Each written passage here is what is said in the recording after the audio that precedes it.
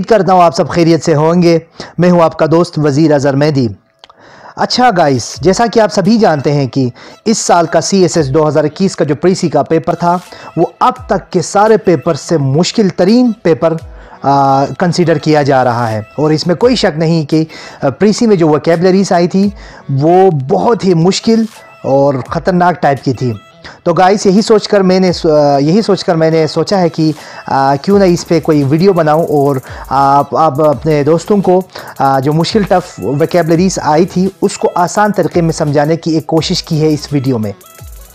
अच्छा गाइस, मैं आपको ये भी बताता चलूं कि अगर आपने इससे पहले मेरी दूसरी वीडियोस जो मैंने 2020 CSS की प्रीसी वोकैबुलरी पे बनाई है, 19 पे भी बनाई है, 18 पे भी, यानी 15 तक मैंने CSS की जितनी भी वोकैबुलरीज आई हैं उन सब पे मैंने वीडियोस बनाई हुई हैं। तो काइंडली अगर आपने वो नहीं देखी तो उनको देख लें। उसमें भी मैंने क्या किया कि उन वर्ड्स को मुख्तलिफ वोकैबुलरीज और ट्रिक्स के थ्रू आप लोगों को समझाने की कोशिश की है। तो उम्मीद करता हूं कि आपको मेरी वीडियो पसंद आएगी, उसको आखिर तक देखिएगा और काइंडली अगर आप नए हैं तो इस चैनल को सब्सक्राइब भी कीजिएगा। और हाँ, ये भी बताता चलूं कि ये वीडियो का पार्ट 1 है, पार्ट 2 इंशाल्लाह जल्द ही आएगा। इसमें मैंने 1 से लेकर 10 तक की वोकैबुलरीज को समझाने की कोशिश की है। अच्छा गाइस, जो पहला वर्ड आया था CSS 2021 में वो था डिफेनेस्ट्रेशन। देखें, डिफेनेस्ट्रेशन का ये वर्ड, इसमें एक बहुत लंबी तारीख एक है इसमें, लेकिन डी का मतलब है डाउन हो गया, ठीक हो गया। फेनेस्ट्रेशन कहते हैं विंडो को। खिड़की से अगर आप किसी शख्स को नीचे फेंकोगे तो आप कहेंगे डिफेनेस्ट्रेशन, ओके। या फिर इसके दूसरी मीनिंग ये भी है कि किसी remove someone from public office, किसी को उसके ओहदे से आप हटा देना, ठीक हो गया, फारिग कर देना। अच्छा गाइस, डिफेनेस्ट्रेशन मेरे ख्याल से बहुत सारे लड़कों ने गलत इसको टिक किया होगा ऑब्जेक्टिव में। इसके पीछे एक हिस्ट्री है। डिफेनेस्ट्रेशन ऑफ प्रेग इन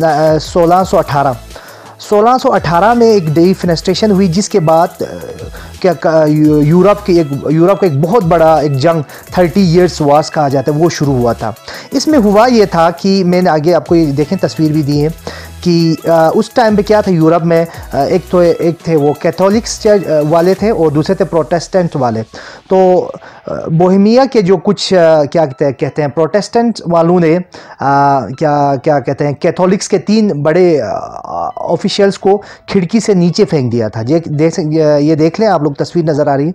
तो उधर से ये वर्ड का आगाज़ हुआ है, डिफेनेस्ट्रेशन, ठीक हो गया। देखिए यहाँ भी मैंने तस्वीर के थ्रू समझाने की कोशिश की है। डी मतलब नीचे, फेनेस्ट्रेशन का मतलब है कि विंडो। तो ये याद रखें आप लोग और इस तारीख को भी याद रखें कि इसी डिफेनेस्ट्रेशन ऑफ प्रेग इन 1616 में 30 साल तक एक जंग जारी रही, जिसको 30 ईयर्स ऑफ वॉर भी कहा जाता है। तो ये वर्ड वहाँ से निकला था। तो जो लोग तारीख पढ़ते हैं उनको मेरे ख्याल से उन्होंने इसको सही से समझा होगा।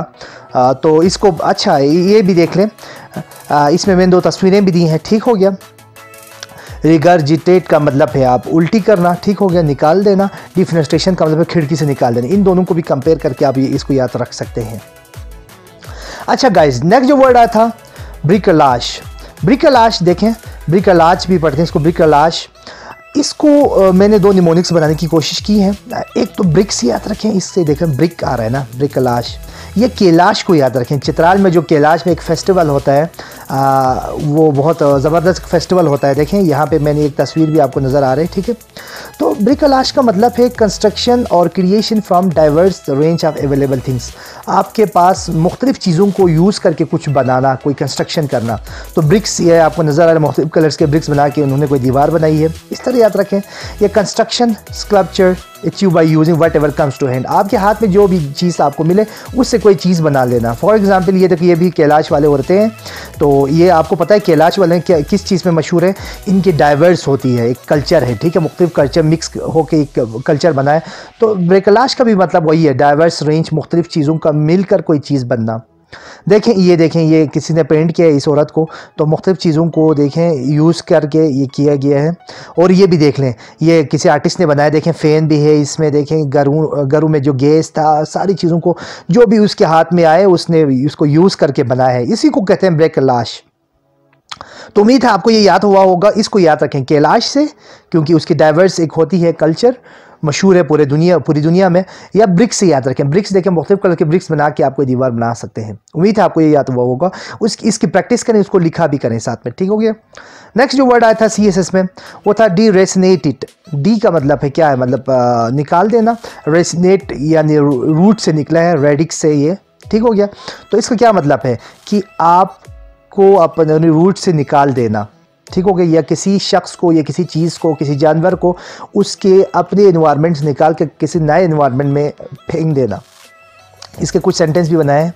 A mining company threatens to devour the land and deracinated the locals. Local को वो निकाल फेंकने की कोशिश कर रहे हैं mining company. Civil wars often deracinated large segment of country's population. जब जंग होती है तो क्या होता है आपको पता है, जो नेटिव लोग हैं उनको माइग्रेट करना पड़ता है। Behind the deracinated plant we see a landscape, ठीक हो गया, लैंडस्केप। अच्छा, डी रेस को बस यही रखें, रेस का मतलब नेटिव्स, नस्लें हो गई, तो उसको निकाल फेंकना, ठीक हो गया। ये देखें एक पौधे को ये बंदा डी रेसनेट कर रहा है, हालांकि इसको ऐसा नहीं करना चाहिए। आई डोंट नो ये क्यों कर रहा है। अच्छा, नेक्स्ट जो चौथा वर्ड आया था CSS में वो था मिसिजिनेशन। मिसिजिनेशन का ये 2 वर्ड से निकला है।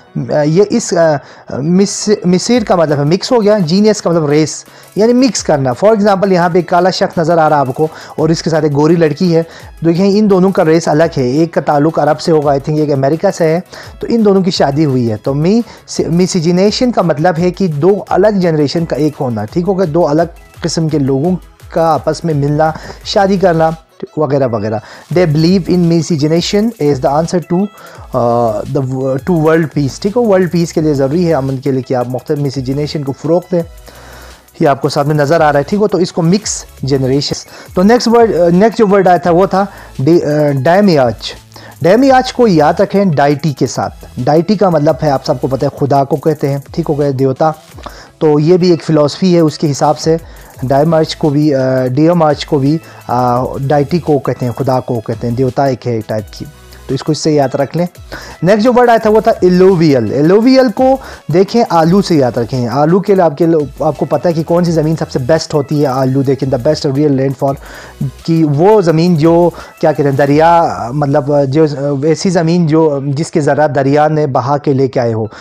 तो ये इसका मतलब है deposition of sediment over a long period by time by a river. यानी दरिया बहता जाता है तो साइड पे क्या होता है, मुख्तलिफ टाइप्स के वो सेडिमेंट्स लेके आता है दरिया, फिर वहाँ पे डिपॉजिट हो जाते सारी ज़मीन। देखिए ये नज़र आ रहा है आपको, इसको कहते हैं एलोवियल, ठीक हो गया। तो इसको आलू से याद रखें, आलू के लिए ये ज़मीन बेस्ट होती है, ठीक हो गया, बहुत ज़रखेज़ और फर्टिलाइज ये लैंड होती है। तो इस तरह आप इसको याद रख सकते हैं, एलोवियल को आलू से याद रखें, या आलू के लिए एलोवियल वाली लैंड बहुत अच्छी होती है। अच्छा गाइस, नेक्स्ट जो वर्ड आया था वो 7वां वो था विसरल।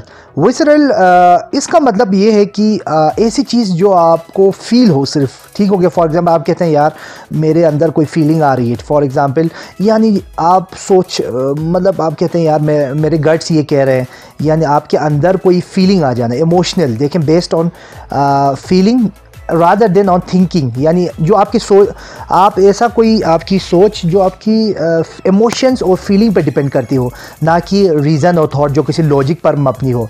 यानी इसका मतलब है नॉट इंटेलेक्चुअल, ठीक हो गया, यानी जो अकल जिसको नहीं मानती, लेकिन फीलिंग्स और इमोशन के थ्रू आपको लग रहा है कि आप फॉर एग्जांपल कहते हैं यार मुझे लगता है कि कुछ बुरा होने वाला है, कभी कभार आपको ऐसा लगता है, लेकिन आप उसमें कोई लॉजिक, आप फिर पूछेंगे लोग भाई आप कैसे बता सकते हो, आपके पास कोई आंसर उसका नहीं होता है, आप बस ये कहते हो यार मुझे लगता है ऐसा हो रहा है, जिज़ला आने वाला है, इस तरह की चीज़ें, ठीक हो। तो विसरल को याद रखें नॉन इंटेलेक्चुअल के साथ, ठीक हो गया। तो विसरल ऑर्गन्स, अच्छा ये वर्ड निकला वैसे है, विसरल का एक जो रूट अगर हम देखें तो इसका मतलब है कि हमारे अंदर पेट में जो हैं मुख्तलिफ ऑर्गन्स, ये देखने आपको नज़र आ रहा है, इनको विसरल बोलते हैं। और अगर आपका पेट बाहर निकला हुआ हो, आपकी तूंदें निकली हुई, तो उसको विसरल फेट भी कहते हैं। देखें आपको नज़र भी आ रहा है, इनको कहते हैं विसरल फेट। तो विसरल का मतलब ही यही है कि आपके जो चेस्ट के अंदर जो है किडनी, आपका हार्ट जो है, ठीक हो गया, ये सारी जो ऑर्गन्स हैं उनको विसरल कहा जाता है। तो विसरल ऑर्गन्स भी होते हैं इसके सेंटेंसेस में। अगर विसरल हेटेट, एक्साइटमेंट या रिएक्शन, यानी ऐसा रिएक्शन जो आपके इमोशन पे हो, ना आपकी अकल के बेस पे हो, ठीक हो गया। He is approaching to acting is visceral rather than intellectual, ठीक हो गया। वो क्या कहते हैं, जज्बात से काम ले रहा है ना कि अकल से काम ले रहा है। अब इसको कैसे याद रखें, इसको याद रखें वाइस सीरियल से। Is good for internal organs. आपको पता है सीरियल किसको कहते हैं भाई, वाइस सीरियल अच्छा होता है हमारे ऑर्गन्स के लिए। मकई के दानों को कहा जाता है कि मकई के दाने अच्छे होते हैं आपके दिल के लिए, आपने सुना होगा।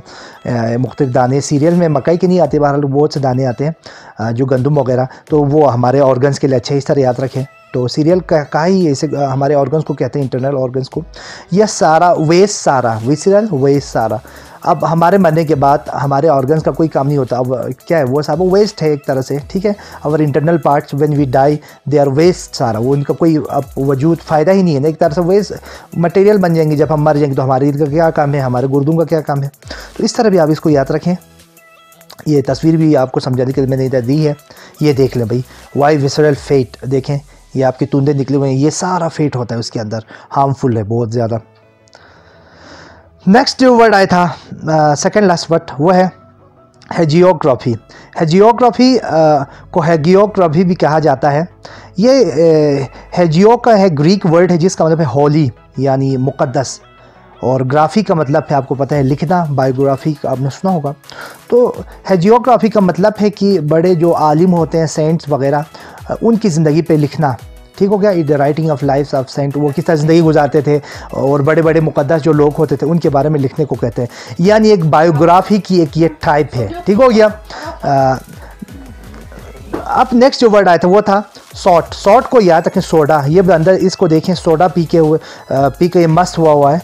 तो हैबिचुअल ड्रंकर्ड कहते हैं, यानी शराबी जो ज़्यादा धुत हुआ, जो ज़्यादा पीता हो शराब, उसको कहते हैं सॉट। तो उसको सोडा से याद रखें, ठीक है। सोडा कहते हैं हिंदी में, शराब को कहते हैं। ये देखिए बंदा मस्त हुआ है, देखिए इसको ही से सॉट, ठीक है मैन। अच्छा, और आखिरी वर्ड जो था वो है टोजल्ट। टोजल्ट को याद रखें टॉस से। टॉस का मतलब है हवा में फेंकना। फॉर एग्जांपल कुछ लोग होते हैं जिनके बाल लंबे होते हैं, ठीक हो गया, वो क्या करते हैं अपने बालों को हवा में उनको उछालने का, स्टाइल करने का बड़ा शौक होता है। तो टोजल्ट को टॉस से याद रखें। टॉस का मतलब है डिसऑर्डर, ऐसे बाल जो बिखरे हुए बाल, ठीक हो गया। ये लड़का लड़की दोनों के लिए यूज़ कर सकते हैं। देखें she ran her fingers through her tousled hair, उसने उसके बिखरे हुए बालों में अपने क्या कहते हैं फिंगर्स डाले। या फिर ये कहें he came to breakfast all tousled, यानी बिखरे हुए बालों के साथ वो सुबह नाश्ते के लाया, ठीक हो गया। इसकी तस्वीर ये है, इसमें थोड़ी गड़बड़ हो गई, ये देख लें। ये जो लड़की नज़र आ रही है इसके बाल जो नज़र आ रहे हैं, अगर आपके बाल भी ऐसे हैं तो ये समझिए टोजल्ट, इनको सही करके रखें। ये लड़का जी देखें इसके बाल में बिखरे हुए बाल हैं, तो इनका मतलब है टोजल्ट। तो गाइस ये शुरू के 10 वर्ड्स हमने सीख लिए और इनको प्लीज़ लिख ले और याद कर ले, प्रैक्टिस कर ले। और इसके साथ ही ये वीडियो ख़त्म होती है और उम्मीद करता हूँ कि आप मुझे सब्सक्राइब भी करेंगे। और नेक्स्ट जो पार्ट है उसमें हम 10 से लेकर 20 तक की मुश्किल जो और वोकैबुलरीज आई थी उनको हैंडल करेंगे इंशाल्लाह। तो प्लीज़ मेरे साथ बंदे रहें। खुदा हाफिज़।